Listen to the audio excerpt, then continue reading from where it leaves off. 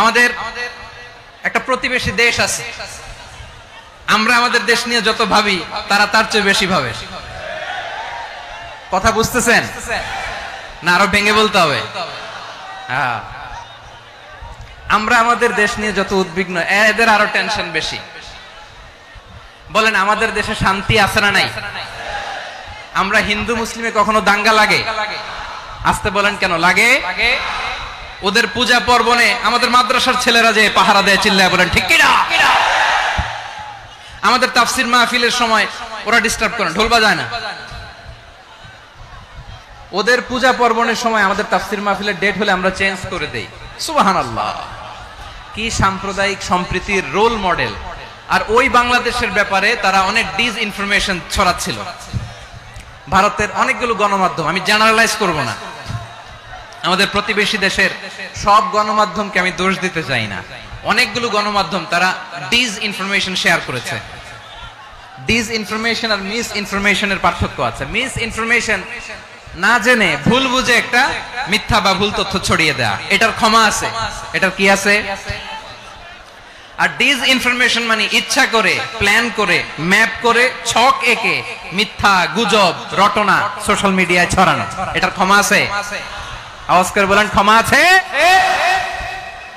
ভারতের কিছু গণমাধ্যম তাই করেছে, আমরা ব্যথিত হয়েছি, আমাদের হৃদয়ে রক্তক্ষরণ হয়েছে। আমাদের প্রতিবেশী দেশকে বলতে চাই, আমাদের দেশ নিয়ে আপনাদের ভাবার দরকার নাই, নিজের চরকায় তেল দেন, নিজের দেশ নিয়ে ভাবেন।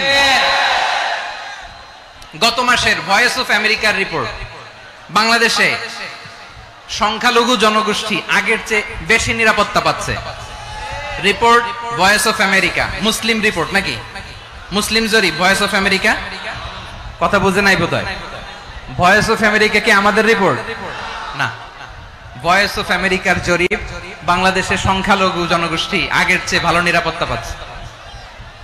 শুধু এখানেই শেষ না, মাইক্রোসফটের একটা জরিপ শোনাই আপনাদেরকে। তারা সারা পৃথিবীতে গুজব, ভুয়া আর মিথ্যা নিউজ ছড়ানোতে কোন দেশ সেরা একটা রিপোর্ট করেছে, এর মধ্যে 1 নম্বরে এসেছে ভারতের নাম। মাইক্রোসফট তো মুসলমানরা চালায় না? কথা বোঝে নাই বোধহয়। প্রতিবেশী দেশকে বলবো, আপনারা নিজের চরকায় তেল দেন, আপনারাও শান্তিতে থাকেন, আমাদেরকেও শান্তিতে থাকতে দেন। সব চেঞ্জ করা যায়, প্রতিবেশী চেঞ্জ করা যায় না। আমাদের ল্যান্ড তাদের ল্যান্ড, পাশাপাশি। আমরা চাই তারাও সুখে থাক, আমরাও সুখে থাকি, ঠিক কিনা? কিন্তু প্রতিবেশী হলে বন্ধুত্বপূর্ণ আচরণ করতে হয়। প্রতিবেশী যদি বন্ধু না হয়ে প্রভু হতে চায়, এরকম দানব প্রতিবেশী কেউ চায় না। ভারত যদি বন্ধুত্ব উপহার দেয়, আমরাও বন্ধুত্ব দিব। কি বলেন? তারা যদি বন্ধু সুলভ আচরণ করে, আমরাও বন্ধুত্ব উপহার দেব। কারণ আমাদের পররাষ্ট্র নীতি হচ্ছে সবার সাথে বন্ধুত্ব, কারোর সাথে বৈরিতা নয়। আলহামদুলিল্লাহ বলেন, কত চমৎকার পলিসি আমাদের। আমরা নির্বিবাদী, আমরা বাংলাদেশিরা শান্তিকামী। We are proud of that. এজন্য আমরা গর্ববোধ করি। আমাদের পররাষ্ট্র নীতি সবার সাথে বন্ধুত্ব, কারোর সাথে শত্রুতা নয়। তাই প্রতিবেশী দেশকে বলবো, আমার ভাইয়েরা, আপনারাও আমাদের ভাই, বন্ধুত্ব দিলে বন্ধুত্ব পাবেন। বন্ধুত্ব ইজ ওয়েলকাম, দাদাগিরি নয়। বন্ধুত্ব ওয়েলকাম, দাদাগিরি নয়। Loud and clear. ভারত যদি বন্ধুত্ব দেখায়, বন্ধুত্ব পাবে।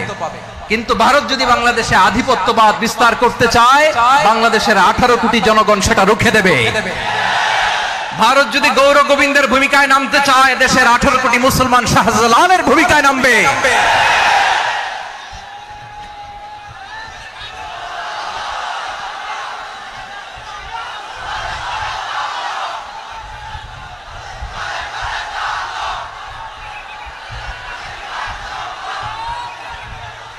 প্রিয় ভাইয়েরা, আমরা বন্ধুত্বে বিশ্বাসী, শত্রুতায় নই, ঠিক কিনা বলেন?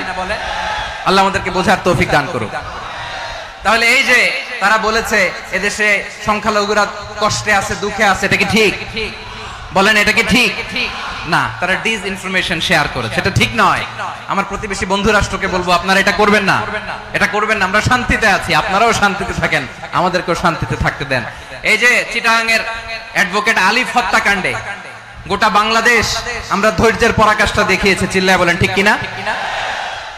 আমাদের নেতা আমাদেরকে ডেকেছে, আমরা শান্ত থেকেছি। আমরা শান্ত থাকতে চাই, আমরা ঐক্যবদ্ধ থাকতে চাই, যে কোনো ষড়যন্ত্র রুখে দেওয়ার জন্য ঐক্যবদ্ধ প্রচেষ্টার কোনো বিকল্প নাই।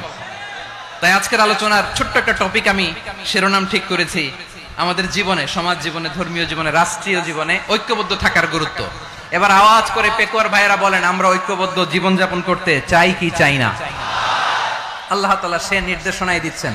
আল্লাহ তাআলা ইরশাদ করছেন, ওয়া'তাসিমু বিহাবলিল্লাহি জামিআন ওয়া লা তাফাররাকু ওয়াযকুরু নি'মাতাল্লাহি আলাইকুম إذ كنتم أعداء فألف بين قلوبكم فأصبحتم بنعمته إخوانا وكنتم على شفا حفرة من النار فأنقذكم منها كذلك يبين الله لكم آياته لعلكم تهتدون الله أكبر পড়েন।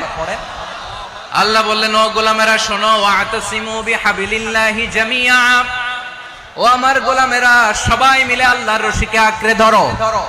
আল্লাহর রশি হলো ইসলাম, আল্লাহর রশি হলো কোরআন। আল্লাহ বললেন কোরআনকে আঁকড়ে ধরো, ইসলামকে আঁকড়ে ধরো। একা একা আঁকড়ে ধরলে চলবে না, জামিয়া সবাই মিলে আঁকড়ে ধরো। এই আদেশটা আমাদের জন্য দান করেছেন কে? আল্লাহ তাআলার নির্দেশ, ওয়াতাসিমু বিহাবলিল্লাহি জামিআ, সবাই মিলে আল্লাহর রশিকে আঁকড়ে ধরো। হাবলুল্লাহ মানে আল্লাহর রশি। হাবলুল্লাহ মানে কি? রশি। এই হাবলুল্লাহ আল্লাহর রশি বা আল্লাহর রজ্জু দ্বারা উদ্দেশ্য হচ্ছে ইসলাম। আল্লাহর রশি দ্বারা উদ্দেশ্য কি?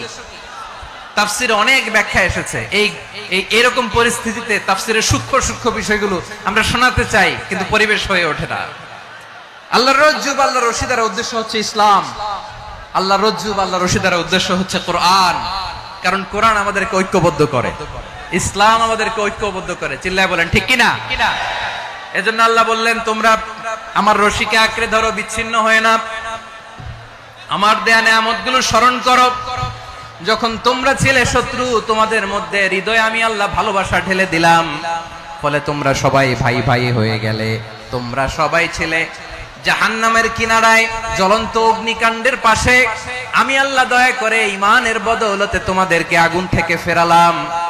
আমি আল্লাহ দয়া করে তোমাদেরকে জান্নাতের পথ দেখিয়ে দিলাম। সুবহানাল্লাহ পড়েন। এমন পথ দেখালাম যেই পথ তোমাদেরকে জান্নাতে নিয়ে যাবে, পথের দিশা তোমরা পাবে। লাআল্লাকুম তাহতাদুন। প্রিয় ভাইরা, তাহলে আমাদের যে ঐক্যবদ্ধ থাকতে হবে, এই নির্দেশটা কার? নাকি মন মতো আমি বানায় বলতেছি? আওয়াজ করে বলুন, নির্দেশটা কার? আল্লাহ। তাহলে আমাদেরকে ঐক্যবদ্ধ জীবন যাপন করতে হবে। প্রিয় ভাইরা, ইসলাম আমাদেরকে ঐক্যবদ্ধ করে। ইসলাম আমাদেরকে কি করে? সংঘবদ্ধ করে, ঐক্যবদ্ধ করে। বিচ্ছিন্ন হওয়া যাবে না। বিরোধ, বিচ্ছিন্নতা, মতানৈক্য, এগুলো আমাদেরকে ধ্বংস করে, আমাদেরকে দুর্বল করে। আর আমাদের ঐক্যবদ্ধ প্রচেষ্টা আমাদেরকে বিজয়ের দিকে এক ধাপ এগিয়ে নেয়। চিল্লায় বলেন ঠিক কিনা? এজন্য আল্লাহ বললেন, ওয়াতাসিমু বিহাবলিল্লাহি জামিআ, তোমরা আল্লাহর রশিকে আঁকড়ে ধরো, তোমরা ঐক্যবদ্ধ জীবন যাপন করো, তোমরা বিচ্ছিন্ন হয়েও না। বিচ্ছিন্ন হইলে লস, ঐক্যবদ্ধ হলে সেখানে কল্যাণ আছে না নাই?